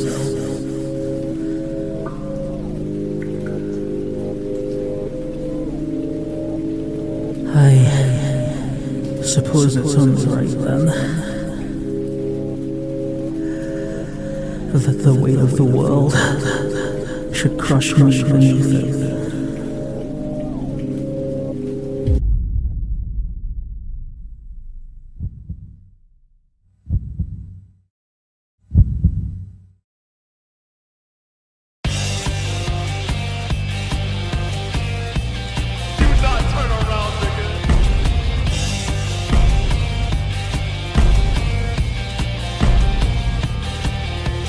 Duty commence. Let's get this shit. Let's get this shit done. All right, guys. Let's cart, baby. I'm so ready. Ooh, I put on the wrong fucking item set or whatever. Oh, Daihan, I'm gonna fucking kill you. That's fine. And we're done. Bippity boo! Bink. Mustard's on that beat. Don't worry. Bink. And I got aggro. You niggas do what you gotta do. Thank you, Daihan. Damn, he always does that shit at like the fucking weirdest moments. Oh my god! Give me a minute. That was He's already so far so leaving? good. Yeah, so far That so was good. fast. Man walking Yeah. emoji. Mustard on that beat. He becomes he's a lot tankier in his third and fourth phase. Already? He's not in pancreas mode, is he? I'm gonna do a laser beam, y'all. Watch out. Boo! Got him. Bink, bink, bink, bink. Special beam cannon. Oh shit. What's that? Boo! Special beam cannon. We should be fine. He's like pointing at the fucking wall. He was looking at me specifically. I have hired this Omega to stare at you. Oh shit! I'm stunned. Oh, that Healer's was down. cards. Healer's down. Should be out of Oh wait, never mind. That was not 2 cards. Chris, you've been doing a very good job healing, so don't worry. Oh, Mustard's on that beat. Get away from Hit me. the deck. hit that deck. When you're, remember, Kevin, when you're Mustard, just like run to like the edge of the arena. Got you. I've seen what you need to do. Oh my god. Oh my god! Oh, immediate? Yeah, hell no. Oh my god. Yeah, okay. This is the best I can do. Wait, watch out. That's What? the white. Oh, that's dark. Yeah. Well, that was new. I couldn't Yeah, see yeah. that because of the fucking tutorial in the way, blocking the fucking message on the fucking the shit. I'm stuck. We're gonna kill this thing as quick as we Yeah, can. okay. Kill Oh this my thing God, as oh my quickly God, as oh my possible. God. This is bad. This is really bad. Really bad, yeah. Like this is actually bad. It's fine. All right, we're Yeah. made it. It's dead. Get in. I can't get in there. We fucking Do I get hit? Dude, wait, do I get hit if I am not in there? I literally can't do anything about this. Okay, thank God. Just stay away from the arena, bro. Okay. Just stay away from the arena, man. Yeah, all right. You're good to come back in. Whoa. I A hate new that. theme? He has aura. What the mustard? Freaking, Oh, boy. I can't. Oh no. I do want to point out we do have insurance, so we only have 2 cards left. Oh hell no. Mustard on that beat, yo. Get away He from Mustard's the first person that jumps into the arena when he changes areas. Keep that in Oh, mind. that's really cool. If he does the beam attack, I swear. Well, Come on, son of a bitch! Oh my god. No, not now. Fuck! Ah.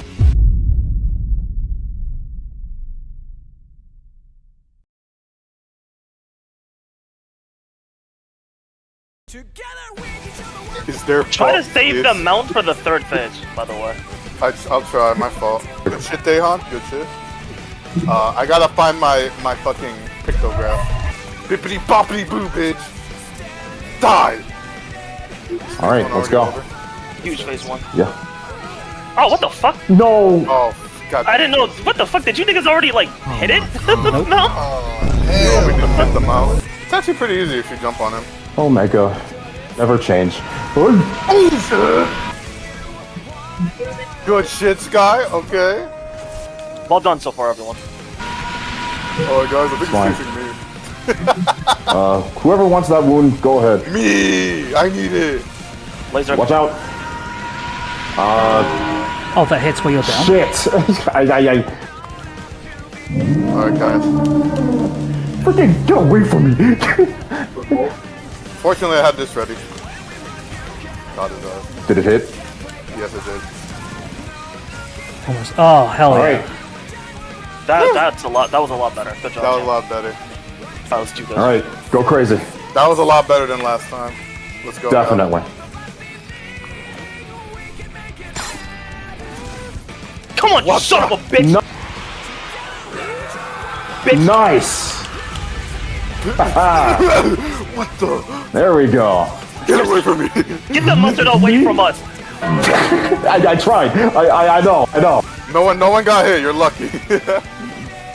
No, you don't. Oh fuck. Oh, good. I'm about to die. Oh, that's okay. No. They're not dying. Pierce. I helped you! Final phase. Lock in, y'all. I think he's leaving. We have 3 cards. Wait, hold on. Give me like 10 seconds to get this penalty off of me.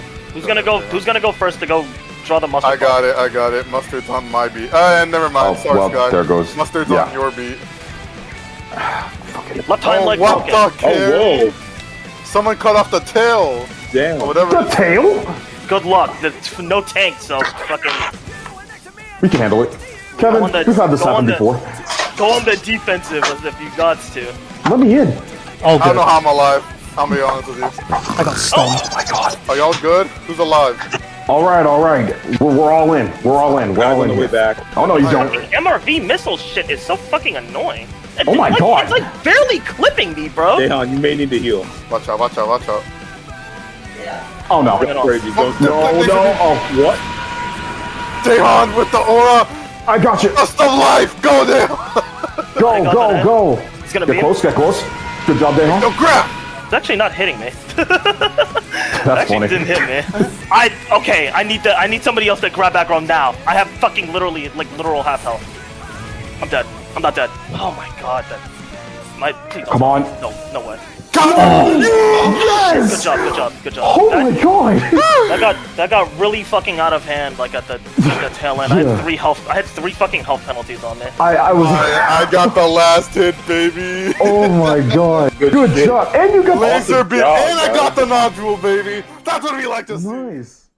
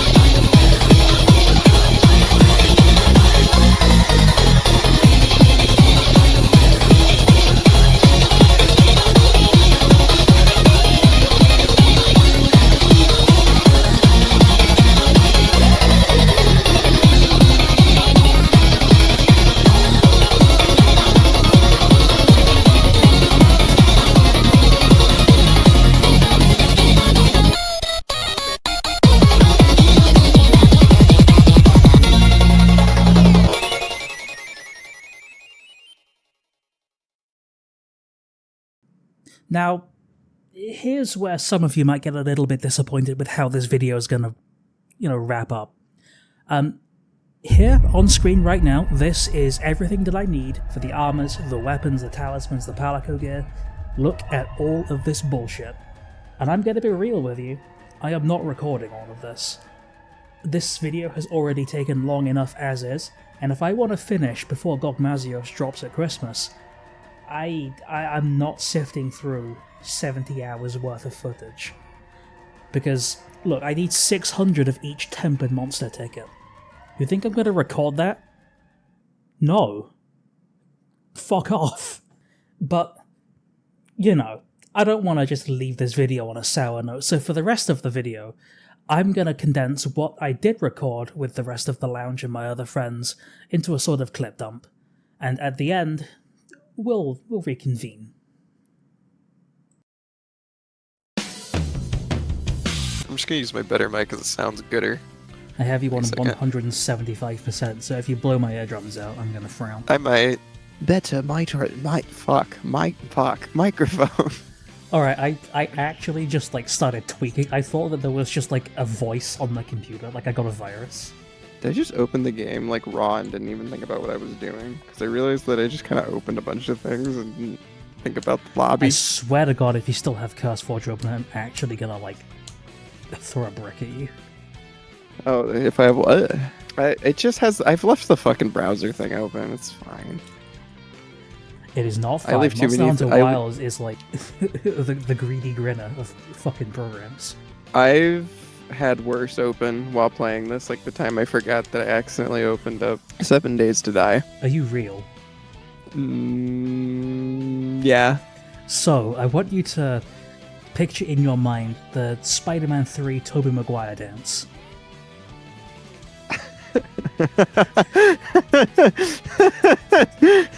Okay. I like looking at the... I just keep looking over here and going egg. My goldfish Alright. got dripped though. Check it out. It goes tough. Like That was a crazy sentence for me to say. In the way that I said it, because it was not at all correct. I don't know where the fuck you are, but I'm gonna go hunt two at the same time and have an absolutely miserable experience. Okay, maybe I do have to close Firefox. I do have 100 tabs open. Oh my god. I have time to do this while I... You know, you wouldn't be having that issue if you were using today's video sponsor, Opera GX. Just smash cut to a War Thunder ad. I just played a third-person action RPG. I'm fucked up, and I just offset it from behind, so... You are gonna lose your mind when you find out what genre this game is. No, but... Oh my god, readjust. 4chan's posting that stupid green frog. I went from offsetting everything I possibly can to, You know, back in my day, I used to offset everything. Okay, Nope, did the Grandma, fucking back in the crypt you go. Oh, you're tempered. That's why you look cool. I didn't process why these two looked different. I was like, why do you look like that? Me discovering different races for the first time as a kid. That's not going in the video. How fucked up would it be if, like, any non-white race was referred to as a tempered human? Hey man, I cannot be racist. I have one tempered friend. Oh my god, bro. Oh, hell no, man. It's like how they used to refer to the dark Pokemon in this one Pokemon MMO I played as like melanistic. What? Have you ever heard the term leucistic? Lose this dick? Alright, bit over. Don't fly away from me. No, come back. No, I was spirit blading. She spirit on my blade till I thrust. Alright. I'm fighting the wildlife that isn't the Eon yet. Stop it! You're all assaulting me. There's two of you. Okay, I'm pulling another great sword. I'm tired of these things. They're too runny. Like a nose. Me while I undercook my eggs. I just hopped on this one's head. Me as a I need to get a... Okay. No, that's the wrong button. I'm trying to brace for the love of God. The way you phrased it though, melanistic type Pokemon. Like what's the type matchup chart like for those guys? Weak to light. Depends on the country. Ooh. Depends on the region, I guess. Wouldn't it be like a regional thing where sometimes the albinistic ones are like weak to dark and then it'd be like one region. They take 4 times damage from everything in Unova and Galar. Dude, do you remember Surgeon Simulator? That fucking Markiplier ass game. I play Surgeon Simulator sometimes to pass the time. I used to get mad as a kid because I was better than Markiplier at it. And I was like, there's no way with your big hands at that age you suck at this game. When I was like 12. Ego tripping. That's what determines how good you are at a game, how big your hands are. At 12 years old, ego tripping because I was like, I'm better at Iron Bread than Markiplier. me getting the big cartoon hand surgery, so I'm better at Call of Duty. Fuck, I can't hold the controller anymore. But like Wario, but I'm a god gamer. Fat fingers everything. What is this bit? You become a giant fucking hand. Clever. Patient Zero. Patient Zero of Big Hand Lamau. Here, welcome to my Glover infection AU. Ew. Paralysis. And me after a horrific car accident. True. That is what would happen.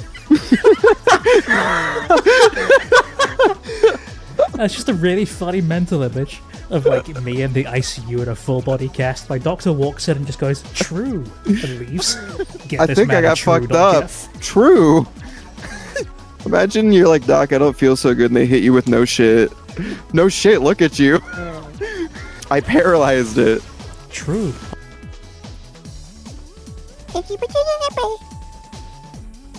Holy shit!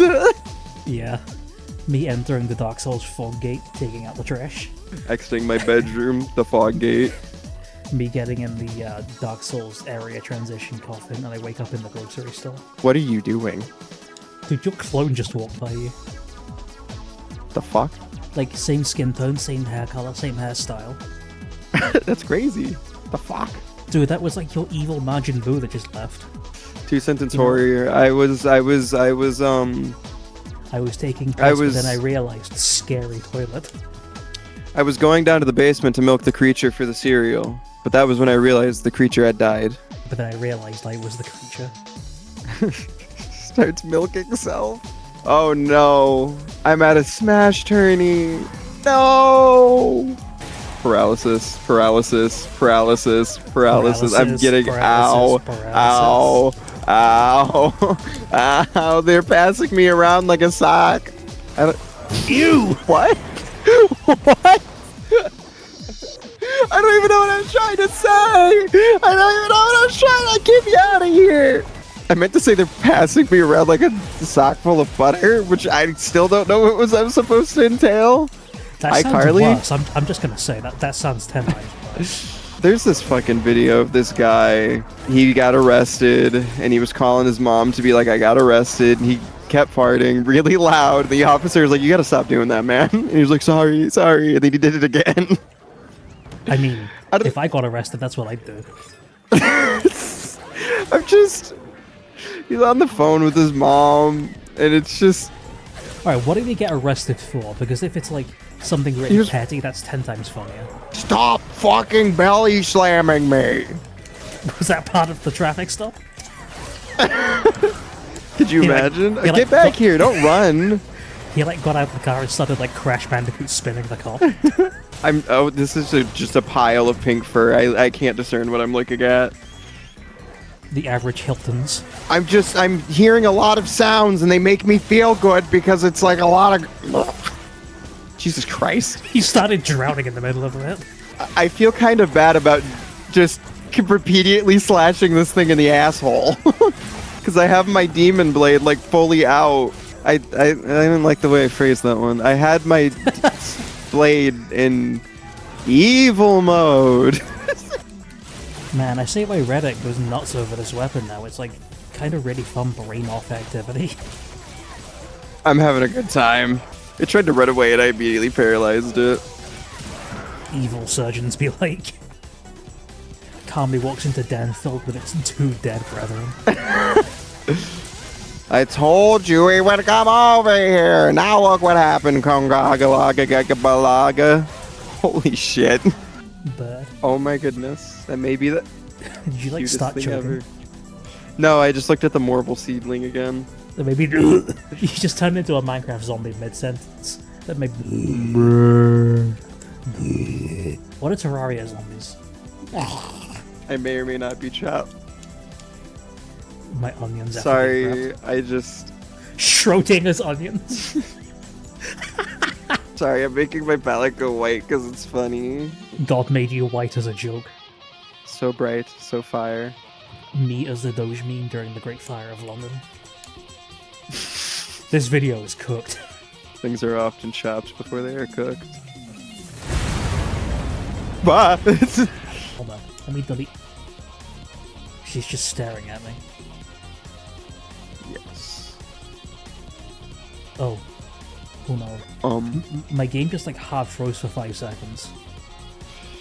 Ooh, this game was finished. I'm looking at like 3 like fully rendered in like mugs hanging off of like an N64 low LOD barrel. It's funny because I bet you that's 99% of the reason why. Because the thing with Monster Hunter Worlds, I didn't play it super regularly because my shit ran like butt, but then my computer was better, and so I played through the entire game for like 150 hours, 200 hours, some shit. Right?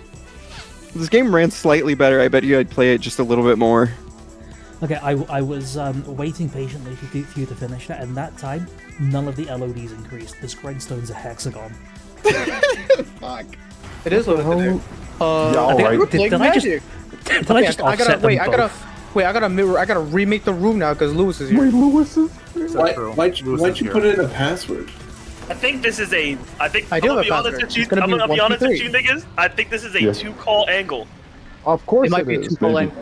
Of Yeah. course it is. Bye, guys. Yeah. You 4 while I go. I guess I'll help out Hirsch. Sounds good to me. Herschel has to learn by himself. Also true. Herschel's No, Daihan's also... Daihan's just gonna join to buff the monster health and then do nothing. Oh, that's has smart. a- I should do that. Alright guys, sorry.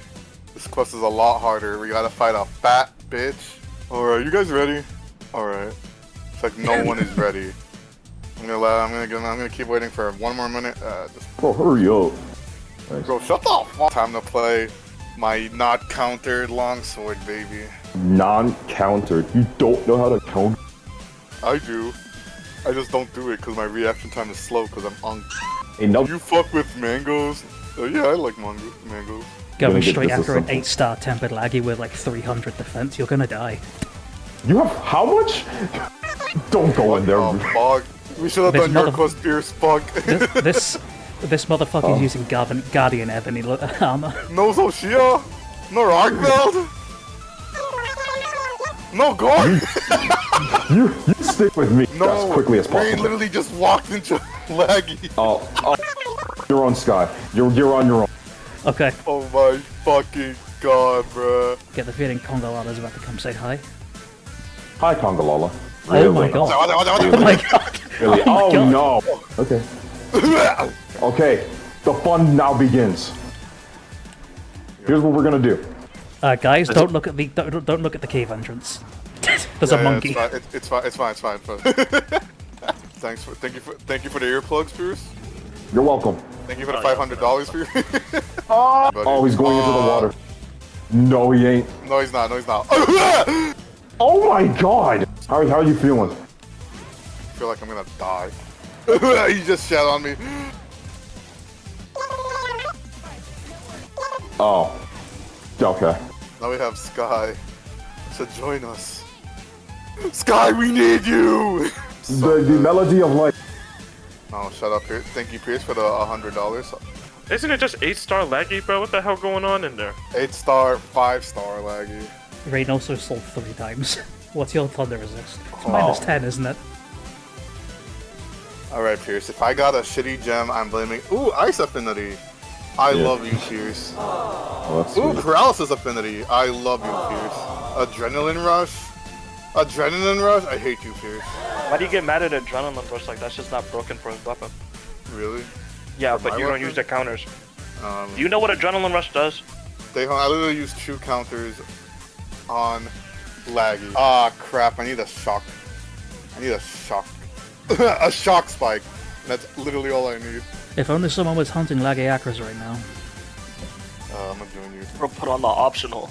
Were you not listening to a fucking thing I was saying? No, I try not to. Okay. Oh. You fucked with it? No. How do I peanut react to you in VC? Let me think. Just imagine me shaking a big bag of nuts in front of your face. Daihan, know. can I have a big bag of nuts in my face? Yours Yeah. specifically? Yeah, man, I got you. Man, Rainn's impression of you was fucking dead on. What? The impression was literally just, no. No. Can I sell on your hunt? No. Fuck off. Guys, he's doing half my health, man. And I forgot my barbecue spit. I took it off my health. I also Just eat a can't place well-done it down steak, because you we're. freak. I don't carry those on me. Are you stupid? What do I need those for?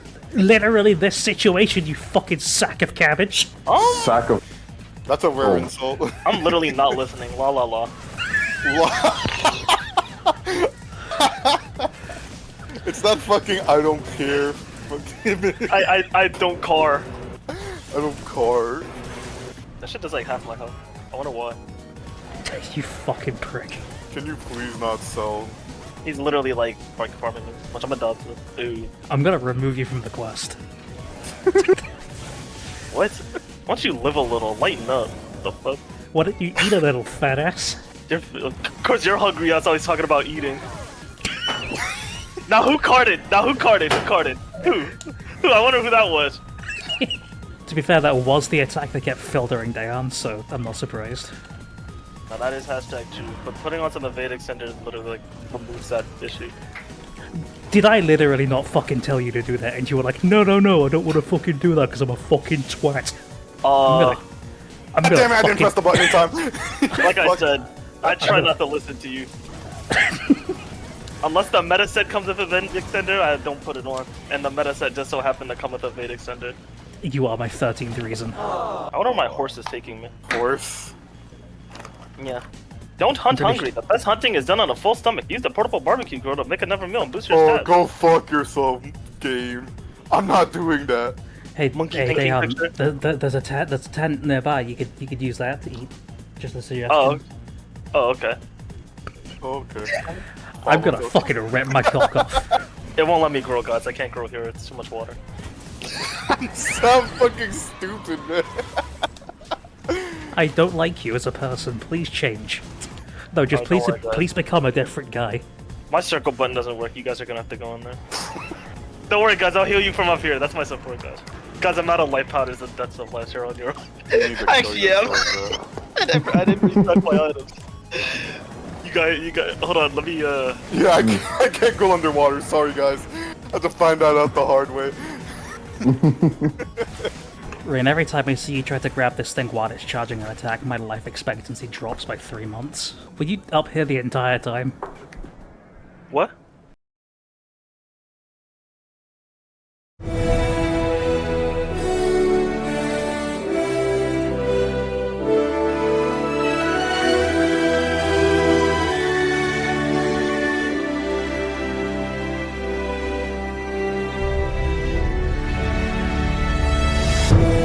Oh my god, I don't believe it, I'm done.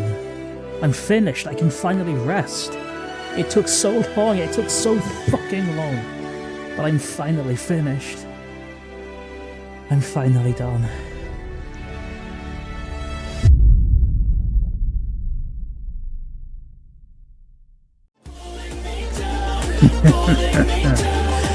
What's one last hunt?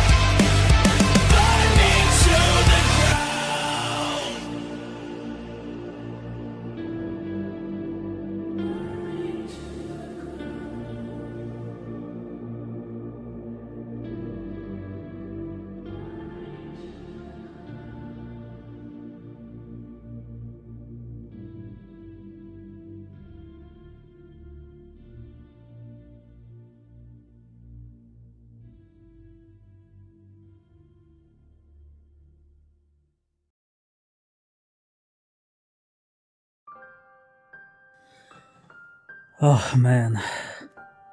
You know, I'm so exhausted from all of this that I don't even have the energy to write a script for the end of the video, so I mean, I'm done. That's it. This is all the game has to offer. I'm gonna put on screen proof that I've actually crafted everything, like armor, weapons, talismans, palico shit, all that good stuff. Now obviously there's gonna be a few things that aren't out by the time this video is done, like Arch-Tempered Arkfeld's gear, the weird mirror greatsword thing that won the weapon design contest, but let's be real, I've come this far, I'm not just gonna leave that shit and not do it until G-Reg drops, come on. But man, this has been huge. This has spanned months and months. Honestly, most of the time that's passed since Wild's released has been spent on this video. And yeah, it's been stressful, it's been a lot to do. There have been times where it sounds silly, but I've come home from work, opened up the project file and gone, man, I am spending so much time on this shit. And I don't know if it's even going to get finished, but here we are at the finish line. And I think having played Wilds for such an extended period of time and dedicated so much energy to it, I feel like I've come to really appreciate the game for what it is, faults and all. Like, I'm not gonna sit here and defend the game's optimization the microtransaction ecosphere that we're in, or even the or even the recent controversy about how the game's DLC checks are so aggressive that they are actively impeding the game's performance. Like, those are obviously problems, but I've really enjoyed my time with this. I don't think I regret a single moment of this video. Be it my suffering in solo or just goofing around with friends, I'm genuinely glad I decided to do this, and I'm genuinely glad I decided to upload it. I'm glad I never abandoned it, even though Lord knows, boy, I felt the temptation. But hey, when all's said and done, I just want to thank you for dropping in, for watching, for even giving this video the time of day. Because this has been a huge passion project for me, and I know I'm not great at making videos yet, this is like my second actual video on the channel. But, hey, just thanks for dropping by, okay? It's been real.